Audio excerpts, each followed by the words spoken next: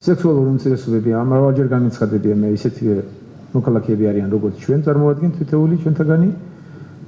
და ამაზე აქცენტები არ უნდა გაკეთდეს საზოგადოება ჩვენ ნელ-ნელა ამას შეეჩვევა მე ვიცი რომ კითხვები არსებობს ხალხის ნაწილი რომელიც ამას ვერ ღებულობს ამისთვის არსებობს ჩვენ სახელმწიფოში სამართალდამცავი სტრუქტურები ჩვენ ყველაფერს გავაკეთებთ რომ ნებისმიერ უმცირესობის უფლებები დავიცვათ და ასე იქნება ამ შემთხვევაშიც რაც შეეხება მეორე ნაწილს თქვენი კითხვისას ეს აქტუალური არაა დღეს საზოგადოებაში ეს კითხვები არ ისმის და შესაბამისად ჩვენ როგორ არის კარგი ის არის რომ პერიოდი პარაოზა ხო